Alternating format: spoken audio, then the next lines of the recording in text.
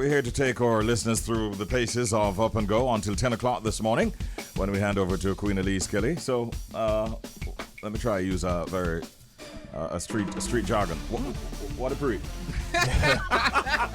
They didn't expect that from me. Wow. Oh, wow. What a pre. Oh, wow. Holy for things to pre. Yeah, man. I don't know. But I tell you, I was really enjoying the boys and girls championship. What we saw on television. We know that there's an instant that Shellz will not be celebrating. That's true. But there have been some good performances. Yeah, man. The youths one of the things I noticed though is that several of the athletes they like fell right as they crossed the finish line. Mm-hmm. And I'm wondering what we need to read into that. If it has to do with their level of preparation, maybe fitness level, I don't know. But several of them literally fell over once they got past the finish line.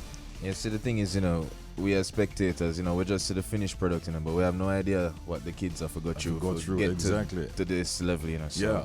And coming off of we're still in a pandemic, which affected their training. That restful state, hopefully. But congratulations to all those who have in fact been doing just for participating. We salute you. And especially those who have won. There is a young lady in class 2, I think it is, that equaled a record. And there are many others. We're gonna highlight a few of them as we go through the morning. But we welcome you, and we're going to take care of you. Going to get you up, get you fed, get you dressed and out to work or school or play. It's a Thursday on Up and Go on the Bridge 99 FM. Time for us to go to... What? The fact. Yeah, WTF. It's that time of the morning, and you all love lobster. Some of you do, I know. I can name many people who love lobster, but there is a fact about lobsters that you might find very surprising, if not disturbing. Yep. Lobsters communicate with their bladders. What you say? I said lobsters communicate with their bladders. The fact is, lobsters have bladders on either side of their heads. So they communicate. Let me just pause. They communicate by, in fact, urinating on each other. There it is. Bombshell. Yo, Shellz, finish this, Emma. So yes, Bridge Nation, if they want another lobster to know that they're happy or sad or even angry or interested in a relationship, they say it with pee, with urine. Yeah. Good thing a saltfish alone, me, Shellz, still. We're not on a creepy facts about saltfish. We're good. Them all right. So you're telling me that it's not that they have a bladder leak? No, they like them just do it. They communicate like that? Sir, my lobster day is done. If you were close to a lobster while that was going on, what would you say or do? I'd shout, go to the bathroom! Well, me just work with the customs, If I saw them communicate, we just work with the crowd. Question is, having learned that disturbing fact, does that affect your love for lobster? No, sir. We already put it out there, but many people I think are going to be thinking twice about ordering lobster. That's a Friday tomorrow, I'm mad thing, man. Corridor garlic and all them things there. Ready. All right, that was a fact that we thought we'd share with you, as disturbing as you might find it, but it is the kind of facts that we share sometimes. That was WTF. What the fact. Join us again tomorrow morning at 6:25 or thereabouts when we'll have another interesting fact for you. It's now time for update. Yeah. Oh, yes. I just see the figures them a while ago and get distracted. So my update this morning, Rihanna and Michael Leach in massive net worth revealed by Forbes billionaire list. Yes, people, I never say millionaire, billionaire list. Billy. With a B. Rihanna and Michael Leach's update net worth was revealed by Forbes for their 2022 list of billionaires. And we start with Rihanna, the 34-year-old singer and beauty mogul who has made her way on Forbes' annual billionaires list for the first time since turning a billionaire. Rihanna was first listed as a billionaire in 2021 with an estimated net worth of $1.7 billion. And the credit behind the Fenty beauty mogul's latest title comes from her music earnings still and her successful fashion and beauty venture under the Fenty beauty brand. So Forbes is saying that majority of her wealth is coming from her beauty brand. See, that was a smart move on Rihanna's part. So Rihanna is second to the Caribbean born billionaire, who is none other than Michael Leachin. He is the first for the Caribbean, that is. Nice. With what value? I think he's about 1.9 billion. Yes, so he's 1.9 billion. So Leachin is the was placed there as what? So he's at what? He is on the list as 1,667th person on the billionaire list, and his net worth is 1.9 billion. So I'm. So our top 10 look. I can give top 5. Yes, give them So top 5. Top 5, you have Warren Buffett, chairman of Berkshire Hathaway, 118 billion. Bill Gates, who led for a number of years, All of my childhood, yeah. a co-founder of Microsoft, 129 billion is at number 4. There is Bernard Arnault and family, who own LVMH, Louis Vuitton Moet Hennessy, that brand. They came in third at 158 billion. That's right. You still want me to go up the ladder? Go on, man. All right. Further up, you have Jeff Bezos at 171 billion. He's the Amazon founder. And you guessed it, We all know. Elon Musk at 50 years of age, with a net worth of some 219 billion. He leads the pack. Man. We're happy for them. Okay. And Wow. we take what we can from what they have achieved That's right. and see how close we can get to Just a tight no. Sorry. Can't breathe. I don't know. Moving right All along. right, let's go to the next story. Well, we all know so the Grammys conversation still continuing, and we have a music exec named Noran Baines who says we better get working the Grammy Award system or just build our own. Now, music executive Noran Baines says the Grammy Awards are not necessarily curated for reggae and dancehall music, and insists that Jamaican music professionals either band together to support local entertainment award shows or fully participate in the American system by becoming members of the Recording Academy. He said, and I quote, "Bottom line, white people or Grammy people will not sympathize with us. They created the system and it was not for us. Strategically, if the goal is to be accepted by them and their system, we have to be better at working their system. If we chose not to, we cannot be mad. Maybe we should consider creating our own award show." He also went on to say about the whole Soulja win. He said, "I have mixed emotions. On one side, reggae is fulfilling its potential as a human music, a global music. It's a spiritual music that should translate across color lines. But in today's world where black folks' culture is being appropriated by the mainstream, it's difficult not to be upset." So there. Interesting comments from Baines. Many of us, and I mean including myself, have tried to do awards local events awards. Exactly. I was just about to bring that up. there are several others that have proceeded and were there in the space at the same time. Yes. And the support was just not there. I mean, I can tell you of many instances where an artist would tell me, "Boy, father, I know so I get nominated in a 5 category, but you know, so that night me have a dance out of Spanish Town and me don't think me go make it back." Our next man called it the Sunday morning after, and he goes, "Yo, father, me here, so I win two last night. When me can collect my award?" Joke. So man, come off on my phone. But if a Grammys call them left everything. Exactly. And I think that's problem. one of our problems. We're not supporting our own. So bill here. And we're not understanding that. Bill here, you have somebody wants to give you an award here in your own country. Why not? Take it seriously. Exactly. Appreciate it. Yep. We have a problem. Yep. Skillibeng is also having a problem, and he has a lot of successes. I really want to commend him publicly on what we have seen in terms of the embrace of his music and craft in London. He had a jam-packed audience at the O2 Forum, and they were singing songs from his catalog line by line. It was a very, very good look for Skilly. And one of the problems that he's having, he says basically that he has been doing some songs where he used some gimmick phrases, and in fact, some people call them nonsense syllables. And at the same time, those are the songs from his catalog that the audiences are gravitating towards. He actually cited wap, wap, wap, wap, wap, wap, wap. Am I the only one wapping? You missed one wap. You missed a wap. You missed a wap. Right? And he basically is saying, I do great music. I do good music. I have songs like Mr. Universe. Bam, bam. So powerful with so much knowledge. And I mean, if you tell me, say, the people them just gravitate to other songs. So he's having a problem where he does these quote unquote gimmicks type of songs, and those are the ones that the audiences are gravitating towards. That's a problem to have. Maybe a good problem though.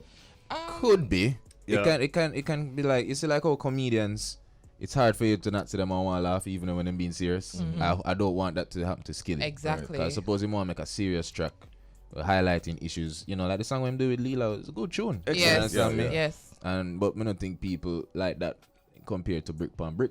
Yeah, see me, right? But that's a standout track for me too, because it was the first time I was hearing him on a one-drop rhythm. See it, so and he handled it very well. So I guess it just comes down to the audience, expanding their perspective and their taste of music, because the artists them versatile and I do them best. Yeah. Well, is it? Are we saying then that the crowd? Yeah, that's I want the you crowd say mindset of the people mindset off, because off. if you are more. It is. If you're gravitating more to gimmicks than to a real issue that is being said in these songs, it says more about the fans or the people and the people's mindset, and therefore the artist will still have a responsibility to make sure that they put out quality music same way. Get used to it. You're a fan of mine, that means your mindset have to go change. You have to go start thing right. There it is. So I hope that's not how they view dancehall on a whole though. That's the next thing. I don't want people to see dancehall as a gimmicks genre. Right. Because it never started out that way. Exactly. So. Yep. Exactly. Yeah, man. Food for thought. It is indeed food for thought. And, I really want to wish Skilly, as we're focusing on, all the best. And may he be encouraged to continue to produce good quality music. Quality music. Yeah. Easy. Easy. That was Update, ladies and gentlemen. It's time now for Proverb of the day. And Let's have it. I will be reading it this morning, Richie. Okay, So it says, before monkey buy trousers, him have to know if to put him tail. Which one of them tail then? Wait.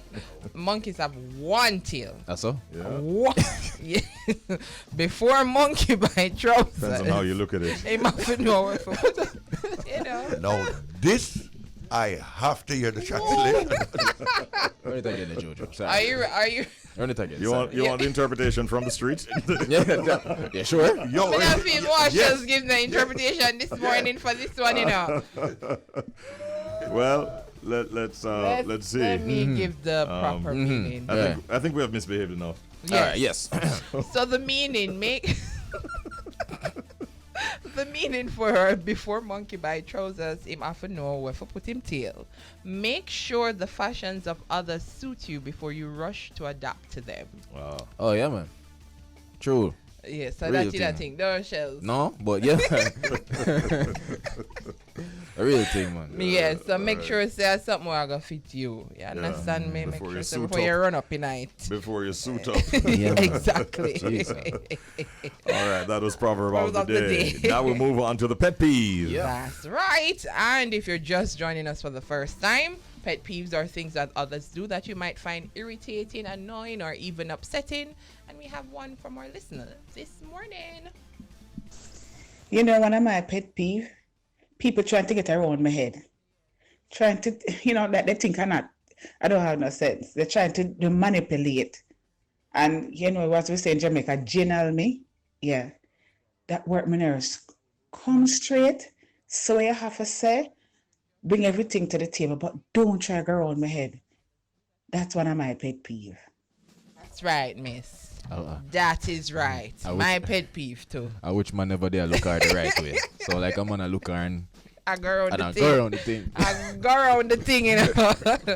It's nothing more annoying, man. Just be plain, be straight up. But that's the way I say. She maybe just needs to change her circle of associates and friends. True. Because it looked like some people ready for jinx her and Gina. Ready for Gina, you know, Gina. That's a pet peeve. Word there? Huh? Gina. Are Gina. we make it up? I would hope so. You know, so it sounds like something Jamaican. Yeah, it's Gina, like yeah. something we make, you know, we don't ramp for make words, you know. Ginal. Albert Rose have a true name. Ginal. We're going to play it as a matter of fact. But that was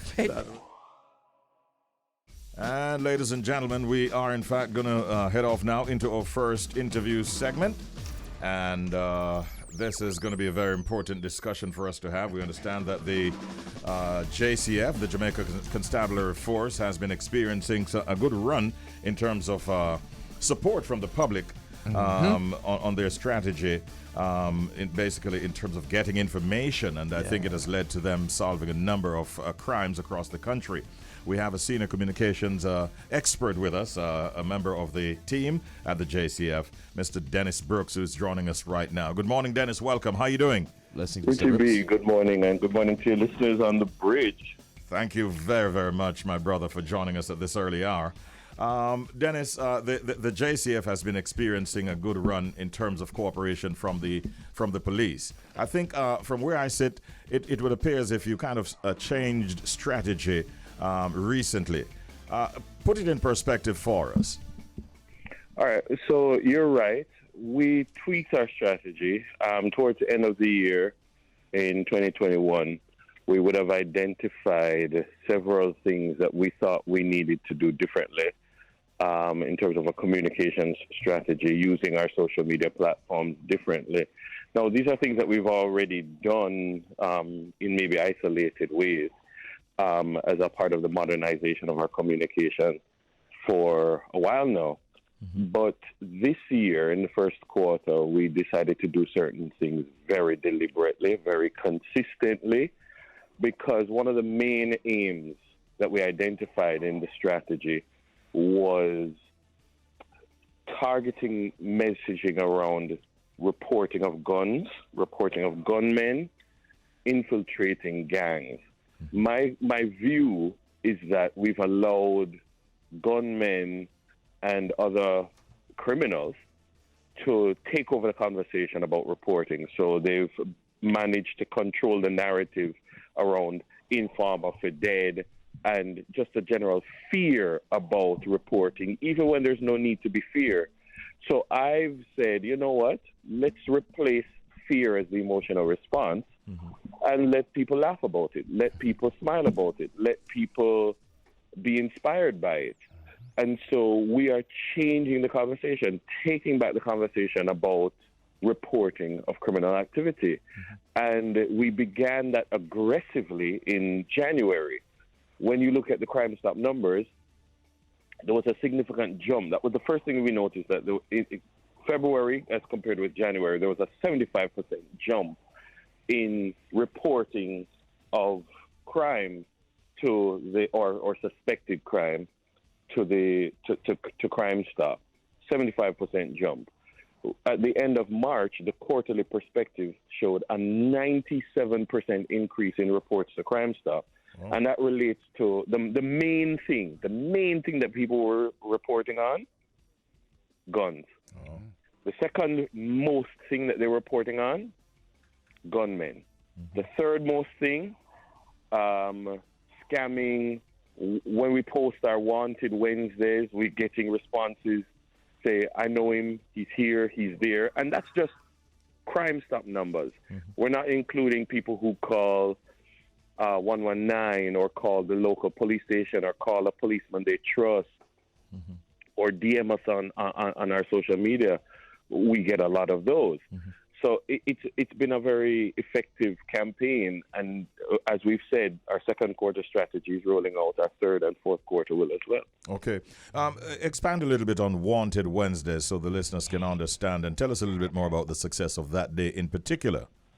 Right. So people initially made fun of it, and I said, I don't care if we're sticking with it, because we outlined it as a strategy. We would put out wanted persons and the same people would pay attention. News people might pay attention to wanted persons, but the average person who knows where a wanted person is, not pay attention to it. No business about that.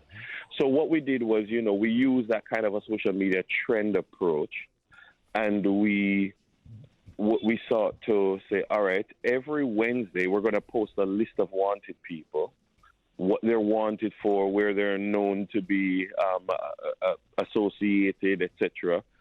And we're going to put out the information, put out their picture. And these are not persons of interest in a crime. These are people who are properly, formally wanted for a crime. Mm-hmm. And the response has been overwhelming. Like, people will DM us and say, him live a so-and-so, or he's been hiding out in XYZ. And so every Wednesday we've committed to reminding people who the wanted people are and the importance of giving them up. And now we've infused the Wanted Wednesdays into the broader social media strategy that we've rolled out in the first quarter of the year. That's absolutely excellent. Blessings again, Mr. Brooks. My name is Shellz. Yes.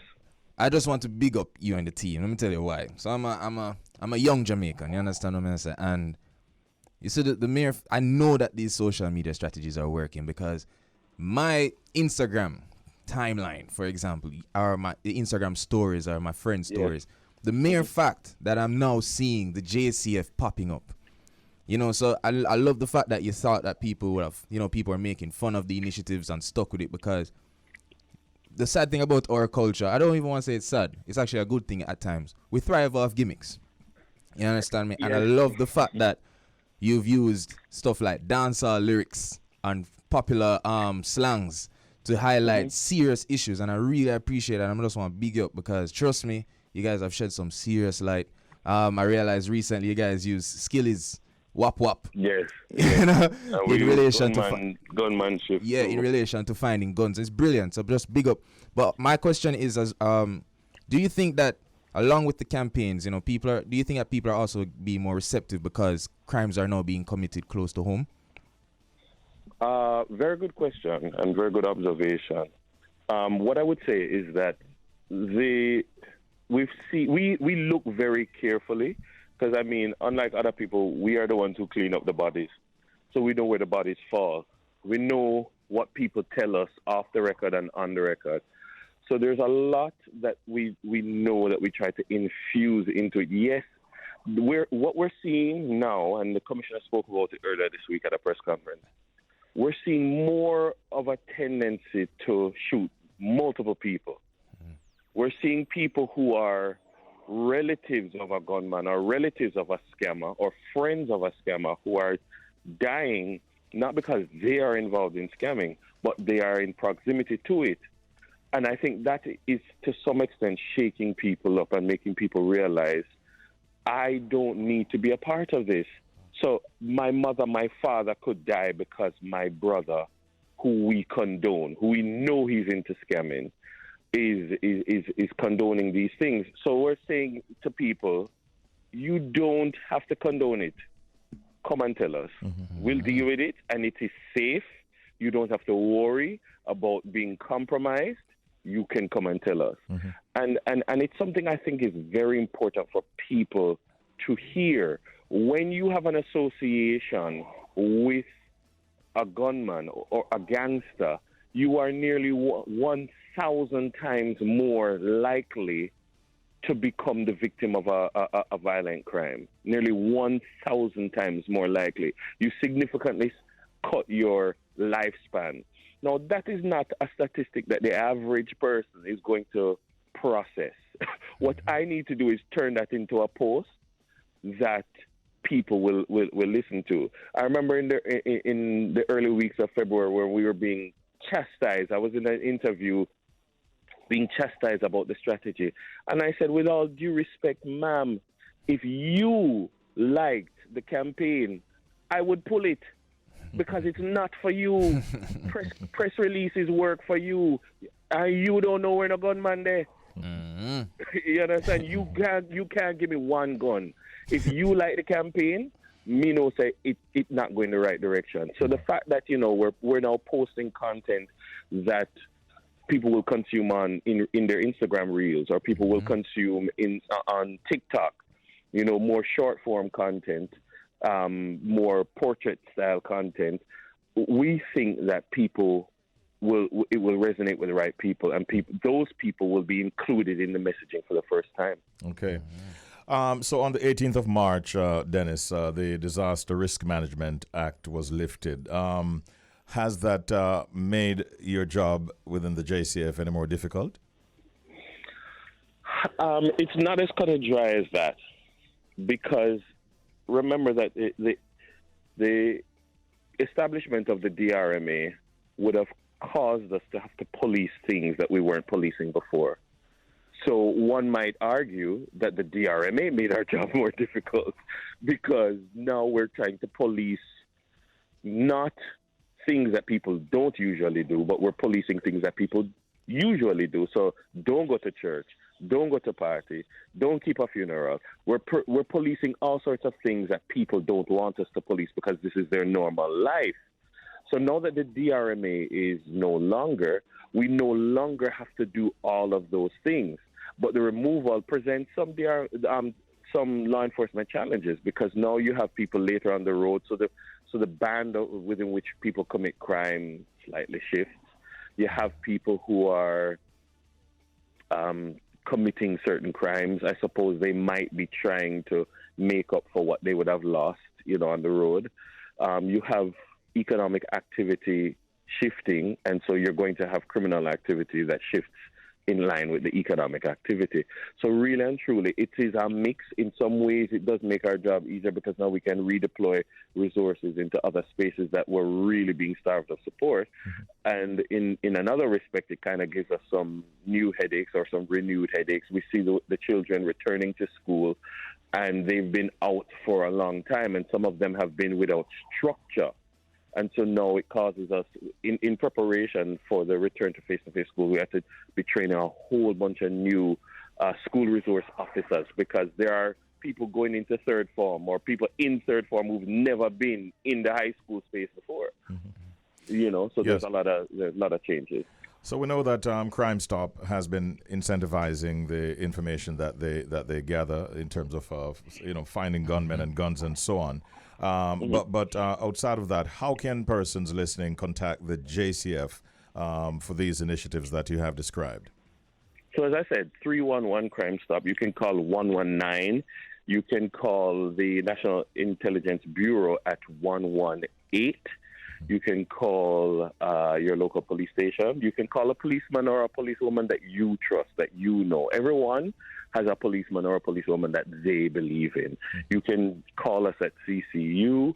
You can send us messages, direct messages on Twitter, Instagram in particular. We try to monitor those. And we do get a lot of messages on social media. And we'd like to thank the folks who give us those messages on our social media. Sometimes late at night, we have to kind of deploy someone to answer the nighttime messages, because people will send us and say, hey, there's a gun in XYZ place. So people have gotten very creative in sharing the information, and we really appreciate it. Yeah. Well, may you have continued successes with all of these initiatives, because that would mean that we're moving towards a safer Jamaica. Definitely. Thank you, Dennis. Great talking with you, and have a good day. Blessings, man. Bless up. Take care. All the best. All right, that was Dennis Brooks, senior strategist, communications expert within the JCF, and we thank him for giving us all that information. Good morning, you're on the air. Welcome to the Secret Sound Game. Hi, good morning. Morning. Morning. Who's this? The young lady that didn't want to give her name. Oh. We're going to call him Miss Confidential. Miss Name. Yes, All right. confidential. All right. So you have your answer for us? I'm thinking it's someone using a cutting board. Someone using a cutting board? Yeah, like cutting. using a chef like cutting on a cutting board. Taking the scraping at the end. Okay. Do you really feel convinced about that, Michelle? No, that's not my name. Good one. Good try, Richie. Yeah, almost get you. No, My name starts with P. Oh, P. P. Far All from right. it, right? So every week, like, where I get a letter. Little P. But Listen, To that answer, this is what we have for you. Sorry, they're loading up the telephone line, so we've got to move on. All right, Lady P, take care.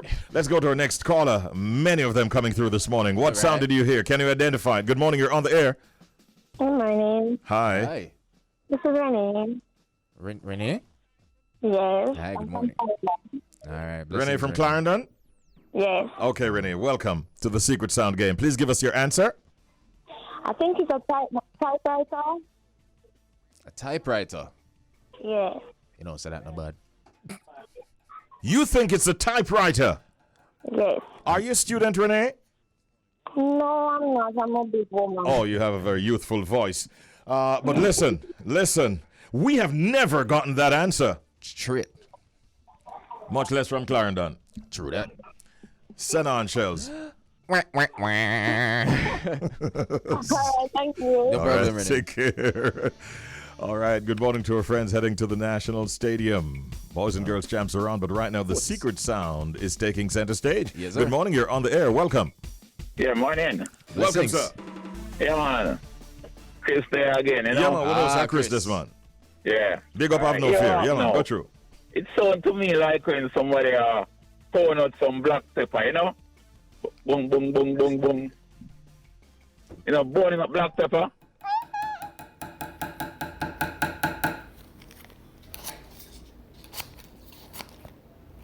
Hey, Chris, Yes. are you sticking with that answer? Yeah, man, that may I stick with still. You know why we play it another time, as you said that, brethren? Big. No, you tell me. Because Yeah. is our response. All right, that's all right, you know. That's another word. Right. Richie and the crew. Well done, everybody. Well cool. Might say a phrase though. Quack, quack. Let's take one more. Oh boy. I'm going to give them the sound one more time before we take the call. Good morning.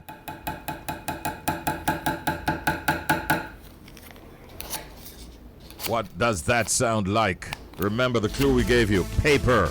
Good morning, caller. You're on the air. Welcome. Hi, good morning. Hi, how are you? Morning. I'm okay. Okay, Shellz. Who is speaking with? This is Ashley. Hi, Ashley from Portmore. Yes. All right. You have your answer? What's the answer? You know, like when you knock paper on a desk to cut it, and then you cut it? Oh. Like a ream of paper She said, so Ashley said, Jojo, and like you knock paper up on the desk on a desk, And then and you're then cut cutting it. and then you're cutting it at the same time. I'm trying to knock some paper on the desk here, but Wow. yeah. Can we tell her that? Can I tell her what yeah, you just said, Jojo? We can ask her to. Can you refine in any way, adjust in any way your answer? Because you know, it would be interesting to hear what you come with. Ashley, this could be a big moment, The actually. only other thing I could think about is if you're knocking it like on a guillotine table and using a guillotine to cut the paper. Oh, But I know that it's cutting paper. it is. Oh, so apparently. Okay, that's a part. You know something. You're onto something. You know, Ashley. Wow, my earth. Sure. You're onto something. What should we do? Oh, man. Now then. No, we're trying to figure out if We're if she's deliberating given with the enough. judges. Yeah. Has Jojo- she given us enough? Jojo face look like? I'm thinking that if it's close enough, I'm leaning towards giving it to Ashley. That's what I'm saying. You know, and Jojo, can you? We see your face, but we need Jojo, to invite somebody into the studio. Jojo, come. Ashley, Ashley, stay on the line, because this is serious. Ashley, we are deliberating. Yeah. Okay. Yes, I hope it's a positive outcome. Okay. Here's Jojo. So, ideally, this sound that you've been hearing for a few days now.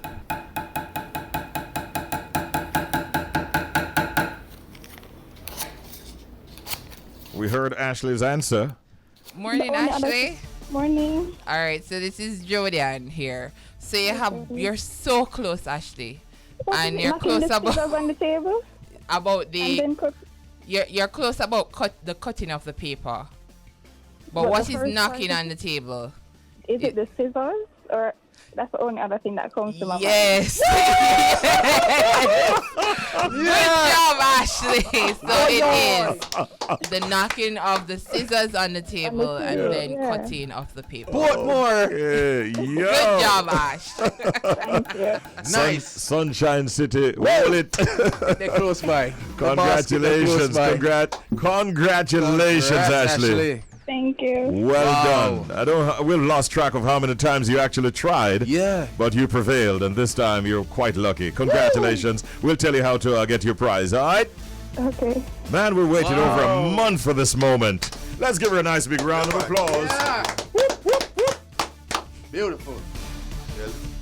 Shellz, your basket gone. Oh boy. Well, at least it's gone at Portmore. Exactly. Consolation. Knowing him, he might very well find. We'll find. We'll find, actually. You know. All right. Congratulations, Ashley. Proud of you. That definitely. was the secret sound game. It's not the end of it, though, because we will, in fact, find another sound that no doubt will baffle you going forward, starting tomorrow morning.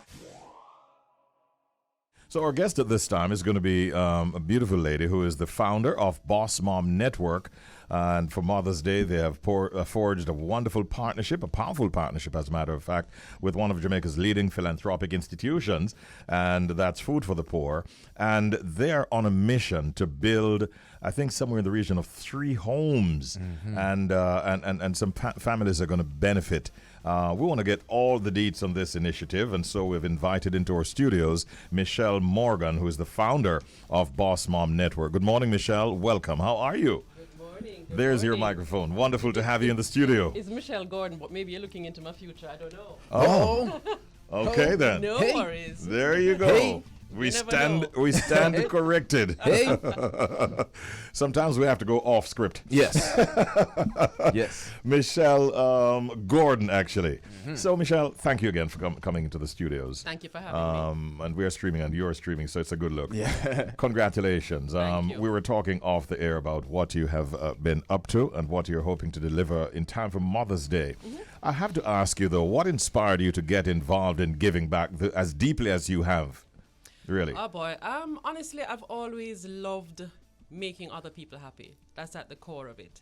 And it's something I think I've been doing in different formats for many years, since going into business maybe 18 years ago. And always finding a way to give back to others. And so when did the BossMom Network come about, and how did it really come about? During the pandemic, I just saw so many people struggling with it. Got rough. It got very, very, very rough for so many people. And an opportunity came up when Mother's Day came around. I wanted to celebrate mothers in a different way. Not just the typical, I'm lying in bed and I get breakfast from my kids, because not everybody has that opportunity. So I came up with the concept of reaching out to corporate Jamaica to get sponsors to be able to give. It was gift baskets, grocery vouchers, paid a couple of light bills here and there. I partnered at the time with the National Parenting Support Commission and the Children's Advocate, and there are so many people who are in need. So we were able to find 30 women that year, and we gifted them on Mother's Day with some incredible gifts. It grew in the second year to 100 mothers. And then this year I wanted to do something a little bit more impactful, because the truth is groceries last for a short time, a finite time. Exactly. So being able to gift a mother with a home where she can care for her children safely, provide just that safe space for them. We have it, but so many people don't. And that's how this concept came up with last year. Boom had done a similar project, and I was invited to participate with that one. And I remember doing it that day, and it genuinely changed how I viewed the home. And I told them that I wanted to do something very similar. Yes. Spoke to Food for the Poor, and that's where this was birthed. Wow. It was initially just to do a house, but I'm very extra. And I offered to do 3 homes. And then not just to give the home, it was to furnish the home and make sure. Listen to this, Bridge Nation. It's not just about building a home or a house, for that matter. It's really creating a home. Absolutely. And all the things that go with that. Everything. So give us some additional details now. What else are you doing outside of that? We will be but curating each home to the family that's going to be living in it. So last week I had the privilege of traveling to Brighton and St. Elizabeth to meet our first recipient family, along with a team from Food for the Poor. And so the lady has 4 children, and she also has her mother living with her. So it's 6 persons who are in that home. So we're going to be giving them all the beds. Each child will have a chest of drawers with clothes. We're giving shoes. We're building kitchen cupboards and making sure that the cupboards are fully stocked. Wow. Everything. I mean, the support has been good so far, but the truth is it does take cash to care, so there's room for more. Several companies have come on board. We actually had a company who came on board yesterday, and they're going to be providing a platform for the mothers to be able to continue to generate income. And not even continue, because some of them aren't working. Okay. And you do need cash in order to maintain your home. Absolutely. Right. And just, I mean, the story that when I sat with the lady last week, it was crazy to hear how much it costs, because they're in such a rural area, how much it costs even just to send the kids to school. One child is $1,500 a day. Oh, Lord. So it blows my mind that Between transportation and lunch, yeah. Correct. And she has 4 kids. Wow. So, and it's not because she's irresponsible. She's just falling on some very, very hard times. And I'm honored that I'm in a position that I can help, but obviously calling on corporate Jamaica, other private citizens who are able to help. Yeah. It's such a brilliant initiative. Thank you. As a young Jamaican, I used to always say to my female friends that a problem that I have with women is that they don't seem to look out for each other as much as they should. So I just want to thank you for looking out for mothers and, people who are struggling with their families. This is brilliant. Thank you. But the sad reality is, as you said earlier, it takes cash to care. How difficult has it been, sourcing like help from companies? Has it been that difficult, or as you have a meeting, you just work out? Has it been that? So some of them have been very simple. Some of them have been a quick sign on, because the truth is, over the years of being in business, I've developed certain relationships. So some yeses came hard and fast, but a lot of no's are coming as well, simply because there are companies that do have their own initiatives in place for corporate give back. So, and kudos to all the companies that do that. But I do believe that there's so much more that can be done, and it doesn't take a lot. But just to be able to find I'm providing a platform with this, so you can jump on board and you can benefit from it, from just giving back to other people in so many different ways. The truth is, several people have called and they've offered, well, I have an old stove and an old fridge. Honestly, that's not the route that I want to take for this project, simply because, one, the homes are small. So it's easier for me to be able to get the cash and run to courts or wherever it is and purchase the items, because I know I'm purchasing a stove that's a particular size, a fridge that's a particular size. That can fit. And fit comfortably. Right. The interior of the homes need to be painted. Food for the Poor does an incredible job with the actual build out, but the interior isn't painted. There are no fixtures in the home. So that is something that I'd like to provide. And fixtures as simple as a bathroom towel rack. And because when these people move from their current situation into it doesn't make sense for me to just plop them into a space that there's nothing there. So it is my dream that when I hand over the keys to these homes, they are turnkey homes. It's fully stocked. Everything is there, and they can start to turn a new page. And you intend to deliver these in time for Mother's Day this year? The 3rd of May. Which is Tuesday, the 3rd of May. Oh, wow. So we actually have 3 homes you're talking? 3 homes in 3 separate areas of the country. Several other boss moms have volunteered their time. Good. So during the build-up, we're building in this month, in April, and they'll be coming on board, painting and putting in the screws, and they will be doing the easier part of the work. Food for the Poor does a strong construction. We go in, we make it pretty, we make it homey. I have some amazing ladies who have come out to volunteer. Nice. And several companies have come on, and they will also be providing volunteers to do that part. Okay. So excited about that. Members of the public, no doubt, are listening right now and are quite impressed, like we are, in what you're doing. But is there need for more volunteers, more support?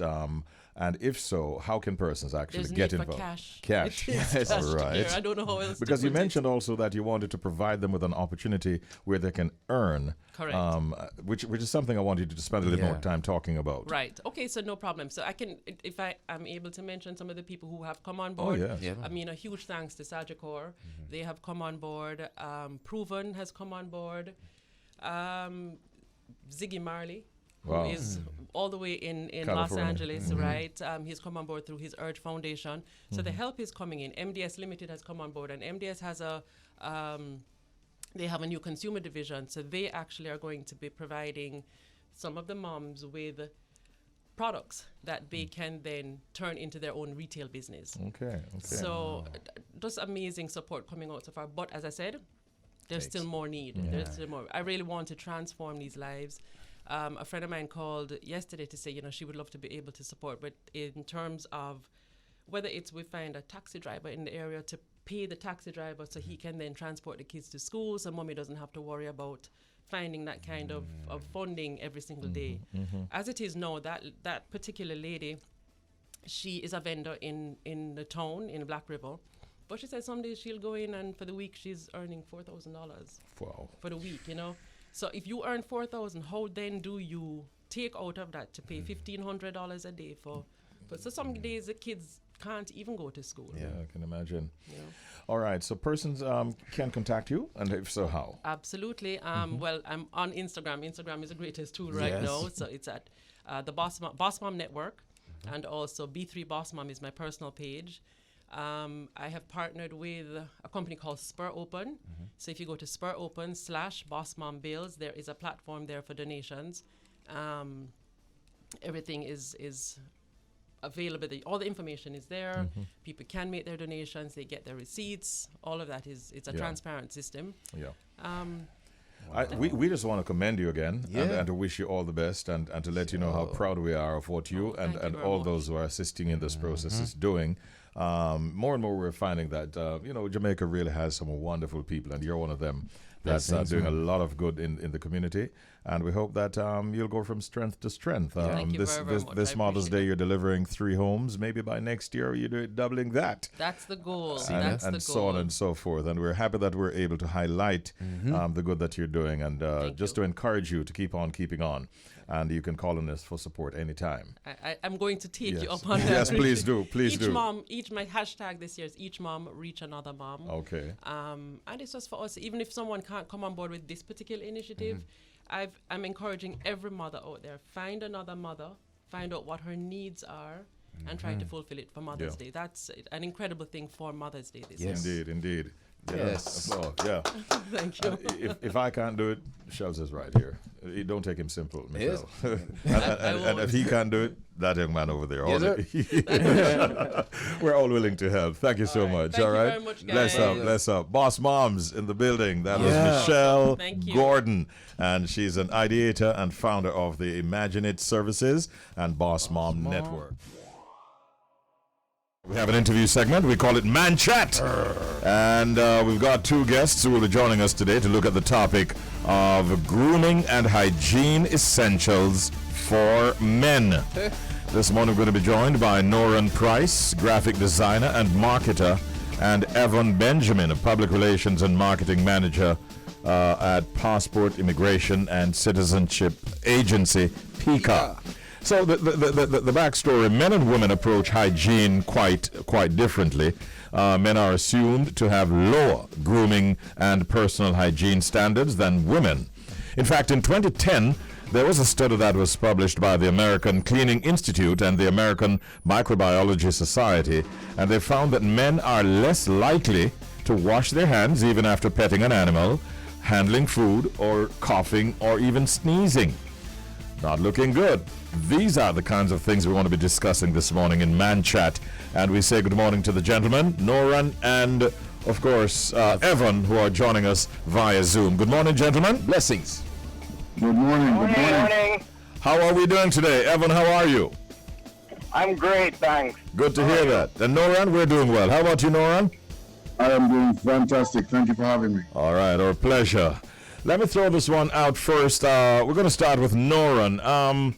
What would you say are the basic grooming and hygiene essentials for you as a male? As a male, of course, cleanliness in terms of actual getting rid of bacteria and stuff on your skin. So we're talking washing hands, washing face, washing body. And scent is so important that you always have to make sure that you are smelling good. And I'm not talking cologne, I'm talking just your natural body scent is very important. So, we have to be careful what you have on, what you have around you, what kind of products you use, whether it's lotion, whether it's oil, that kind of thing. Yeah. So, Evon, I want to tell you a quick story. So when this topic was suggested, a lovely lady here at the bridge, she jumped up same time. It I swear thing it's like a serious pandemic of men just not taking care of themselves. But what I want to know is, why is it so important for men to groom themselves? Well, first of all, you have to think of yourself as a brand.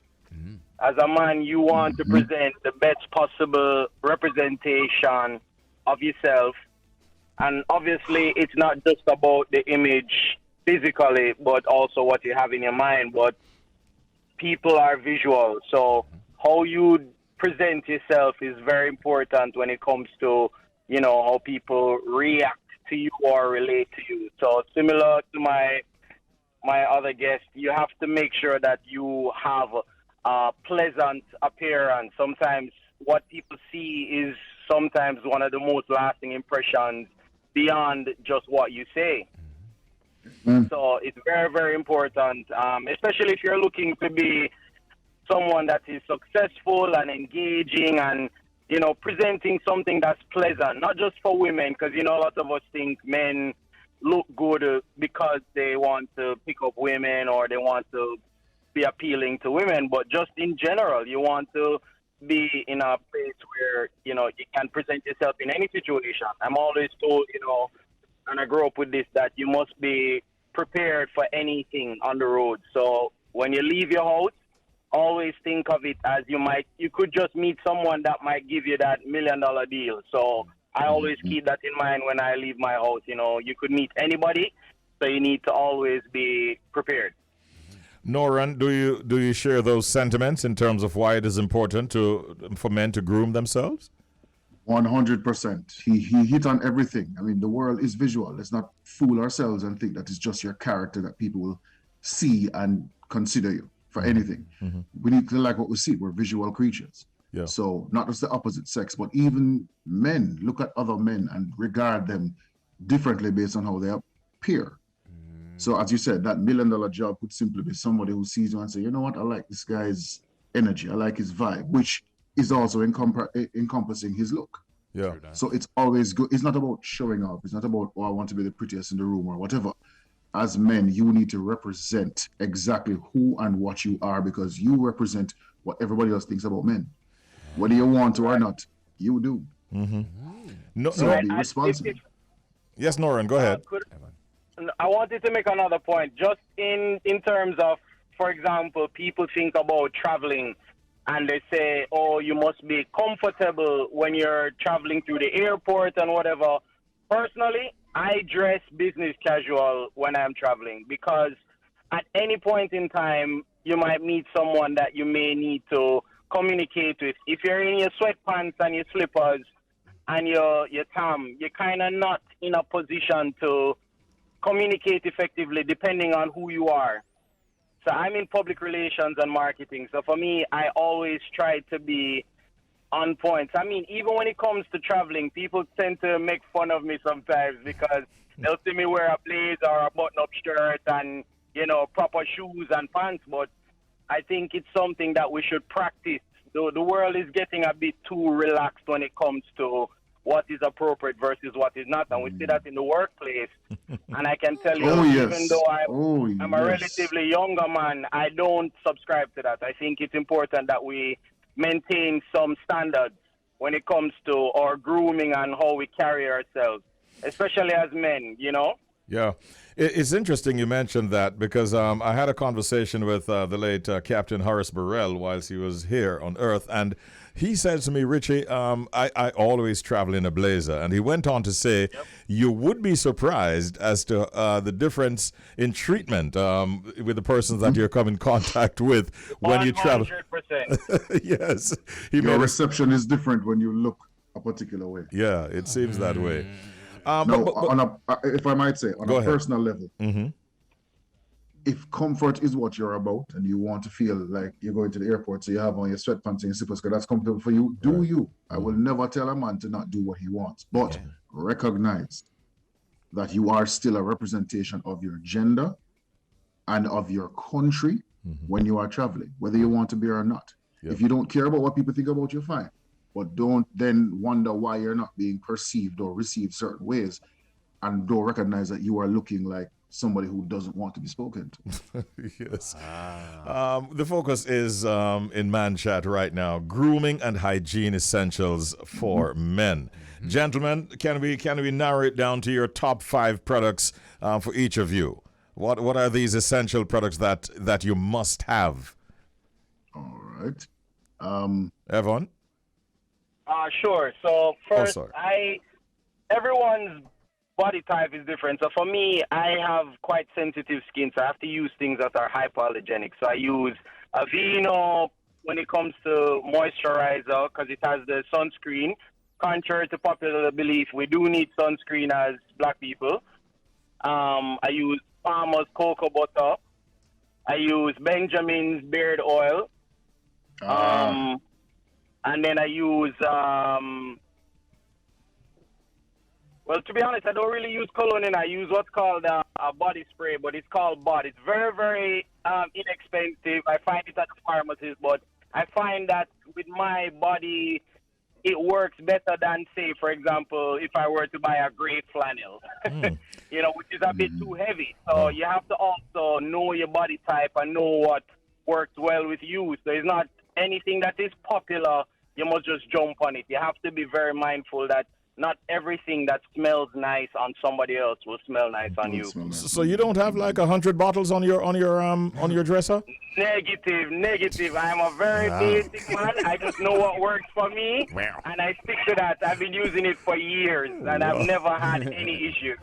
I aspire to your level of greatness. Yeah, that is true.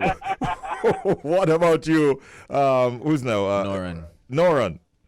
All right, well, as with Evon, it seems that we're both bearded men, very full, thick beard. So my beard oil is something I have to have, and I actually get it made for me specifically with certain scents.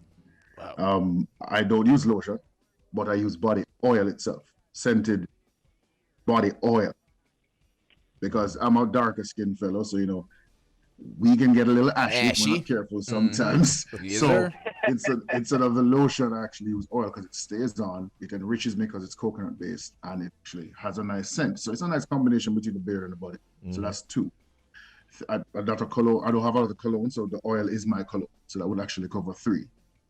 I'm always shaving because I shave my head. I've been shaving my head for years, so I actually have to be bald all the time. I don't like going out if I have stubble. Look at George Jefferson, so I make sure I shave my head almost twice a week. Okay. Almost twice a week? Yeah, because my hair, I don't like the stubble. I like it to be clean shaven. Oh. So the sunlight can beam off it. Similar challenges when it comes to the bald head. I tell you, the hair grows back so fast, and I hate that little 5 o'clock shadow look. So I'm immediately twice a week as I'm done shaving. And you're not the only ones, by the way. Yes, Richie, you are too. But unfortunately, because of my body type, I can't use certain razors on my head because I'll get bumps. So I actually have to use the straight razors sometimes to actually cut my hair. Okay. My entire head. So I have to make sure that I have the rubbing alcohol because everybody will get bumps, but you have a difference between that and when you get that whole neck full of razor bumps or head full of razor bumps, which is very unappealing. Yeah. So even my shaving cream has to be, I want to make sure it's specific that I don't have that razor problem afterwards. Yeah. A lot of men are listening to us right now. Yes. Can we just get a comment from you on oral health and the importance of that? It is monumental And unfortunately, when it comes to oral health, you may not even realize that you have a scent on your breath because you're not smelling it. So get yourself into the habit of doing regular checks by every couple of minutes, or if you know you're going to be around somebody, you give yourself a little breath test. What I was told, put a little bit of water in your hands, cup your hands, pour some water in there and blow. Because the water, the top of the water will just bounce the scent right back. Oh, okay. Always have your mint, always have your thing. And if you're hungry, you haven't eaten all day, you're about to meet with people and you know that you could be a little raw, go wash your mouth out. Wow. Walk with your little Listerine bottle or your little mouthwash or just your gum. And when you finish, you spit it out. But when you're speaking to somebody, and COVID has made people relax because they have on masks. It's not all the time you have on your mask. Right. So you need to make sure that you're smelling fresh on your breath. I have a question for both of you. I'm starting with Evon. So I'm gonna assume that I'm the youngest here. You see me? I just want to, you all seem like very classic men. You see me? You're not talking about beard oils and all these things. You just there and I say, oh, Jano. You see me? Me, some man would just have a little couscous and you see me, like a spray or something. You see me? Protex soap and we're out the door. Protex. You see me? But like, don't believe everything you hear. No, but like no, I'm truly inspired by what you guys are saying. But I just want to know if you guys have any thoughts on like how my generation, you know, carrying themselves in terms of how them dressing and how them carrying themselves as men. Are you guys impressed by what you're seeing? Are you guys disappointed? Do you guys have any thoughts on how my generation? You know, I'm 28, so you know, 28 and younger. Well, let's say 20s. Pants below waist. I could go ahead on that one. So, I mean, I understand that generationally, the concept of what is appropriate and not appropriate is vastly different. So even when you go in the office, sometimes what they would wear in terms of their pants and the shoes, it's different. But the truth is, everyone is influenced by the people around them. So I've always been around much older men who kind of guide me in terms of understanding that suits is your friend. You know, jackets are your friend, button-up shirts are your friend. So for me, I notice a lot of younger men are trying to be more casual even when it's not appropriate. So I don't think there is a issue with, you know, how they look and their dressing, but I just think they try to make everything a casual thing, and it's not a casual thing. Yeah, I'm guilty. So, gentlemen, the reality, yes, go ahead. No, so for me, I think we just have to be mindful that, you know, certain situations require a formal attire. So I've heard recently that nowadays when they're inviting people for job interviews, they have to tell them what the dress code is. Okay. I've never. Oh I'm my surprised, God. but Oh that's my the reality. God. So the fact is, I just think there is an issue with propriety and time and place. They just think they can wear whatever they want, whenever they want, and that's not the case. So we're almost out of time, but although we don't necessarily set out to do this for this particular result, would you say that good grooming and hygiene increases the man's desirability? Absolutely. Yeah, it does. Immediately. Yeah, it does. Yeah. Without question or hesitation. That's true, man. No doubt. All right, we close on a we close on some consensus. Yeah. That's a consensus. Listen, Evon and Noran, it was great talking with you. You've shed a lot of light on this subject of grooming and hygiene essentials for men. We wish you both a wonderful day, and we look forward to talking with you sometime again in the future. Take care. Blessings. Thank you very much. Our pleasure. That was Noran Price, a graphic designer and marketer. And also we had Evon Benjamin, public relations and marketing manager at PICA, our guests inside of Man Chat this morning. And the topic was grooming and hygiene essentials for men.